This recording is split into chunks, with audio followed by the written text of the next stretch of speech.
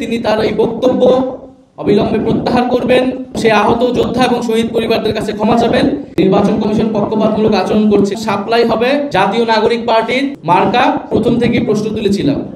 আমাদের নিবন্ধনের এই বিষয়গুলো হওয়ার আগে থেকেই নির্বাচন কমিশনের প্রতি আমাদের যে ক্ষোভ, যে নির্বাচন কমিশন পক্ষপাতমূলক আচরণ করছে, নির্বাচন কমিশন সঠিক উপায়ে গঠিত হয়নি এবং আমরা পুনর্গঠনের আলাপ জানিয়েছিলাম, এগুলো সব কিছুই কিন্তু হয়েছিল এই প্রতীক ইস্যুর আগেই।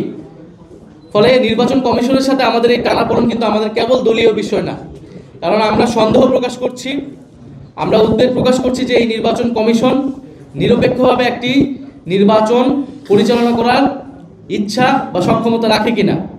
ফলে নির্বাচন কমিশন নিয়ে আমাদের এই উদ্বেগ থাকবে। আমরা খুব স্পষ্টভাবে বলেছি, শাপলা এবং সাপ্লাই হবে জাতীয় নাগরিক পার্টির মার্কা। এক্সট্রিম মশার কয়েল প্ল্যান্ট ফাইবার দিয়ে তৈরি, ডেঙ্গু চিকুনগুনিয়া বাহি সহ যে কোনো মশার বিরুদ্ধে দেয় এক্সট্রিম সুরক্ষা। সেই মার্কা নিয়ে আমরা নির্বাচনে অংশগ্রহণ করতে চাই। এখন যদি নির্বাচন কমিশন একটি সাংবিধানিক প্রতিষ্ঠান, তারা যদি আইন অনুযায়ী পরিচালিত না হয়, তারা যদি গায়ের জোরে বা অন্য কারো প্রেসক্রিপশনে কোন সিদ্ধান্ত যায়, তাহলে তার প্রতিবাদ তো আমাদেরকে জানাতেই হবে। এবং আমাদেরকে যদি নির্বাচনে এইভাবে অংশগ্রহণ করা থেকে বিরত রাখার অপচেষ্টা করা হয়, তাহলে অবশ্যই আমাদেরকে রাজপথে আমাদের একমাত্র জায়গা হবে। কিন্তু আমরা এটা চাই না। আমরা চাই নির্বাচনে অংশগ্রহণ করতে। আমরা খুবই একটা সহজ কথা বলেছি যে আপনি আমাকে একটা আইনি ব্যাখ্যা দিবেন যে কেন আমি শাপলা পেতে পারবো না, সাংবিধানিক আইনি একটা ব্যাখ্যা দিবেন, আমি অন্য প্রতীক নিয়ে নিব। আর যদি আপনি ব্যাখ্যা দিতে না পারেন, তাহলে আপনাকে এই প্রতীকটা দিতে হবে। আপনি আমাকে কেন দিবেন না সেটা আপনাকে তো স্পষ্ট করতে হবে আমার কাছে এবং জাতির কাছে। কারণ আপনি একটি আইনি প্রতিষ্ঠান, সাংবিধানিক প্রতিষ্ঠান, আপনি আপনার ইচ্ছা অনুসারে, আপনার মনের খেয়াল খুশি হিসেবে বা অন্য কারো প্রেসক্রিপশনে কোনো সিদ্ধান্ত একটা নতুন রাজনৈতিক দলের উপর এইভাবে চাপিয়ে দিতে পারেন না। আরেকটি বিষয় আমি বলতে চাই, যেহেতু নির্বাচনও খুবই দ্রুত এবং আমরাও নির্বাচনের প্রস্তুতি নিচ্ছি, খুবই দ্রুতই আমাদের প্রার্থী তালিকা চূড়ান্ত হবে। ফলে নির্বাচনে যে লেভেল প্লেইং ফিল্ডের কথা, একটি খুবই কমন জিনিস, সেই বিষয়ে আমরা দৃষ্টি রাখছি।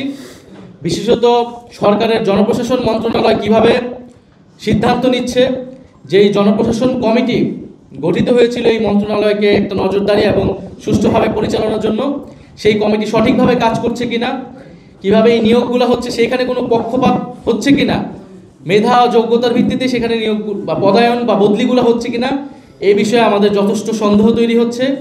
আমরা পরবর্তী দিনগুলোতে এই বিষয়ে আমাদের আরও স্পষ্ট বক্তব্য উপস্থাপন করব। আরেকটি বিষয় আপনাদের কাছে বলতে চাই, কিছুক্ষণ আগেই আমরা দেখেছি বিএনপির স্থায়ী কমিটির সদস্য সালাউদ্দিন সাহেব, উনি গতকালকের ঘটনায় জুলাই যোদ্ধা যারা গতকালকে আহত হয়েছে তাদেরকে ফ্যাসিস্ট আওয়ামী লীগের অনুসারী হিসেবে তাদেরকে আখ্যা দিয়েছেন। আমরা তীব্র নিন্দা এবং প্রতিবাদ জানাচ্ছি। এবং হয়তো তিনি ভুলবশত, হয়তো তার কাছে তথ্য না থাকার কারণে তিনি এরকমটা বলেছেন। যেহেতু তিনি দীর্ঘদিন দেশে ছিলেন না, যেহেতু তিনি জুলাই অভ্যুত্থানের সময় দেশে ছিলেন না, রাজপথে ছিলেন না, সেহেতু হয়তো তিনি জানেন না যে কে রাজপথে ছিল, কারা লড়াই করেছিল, কারা বুলেটের সামনে দিয়ে দাঁড়িয়েছিল।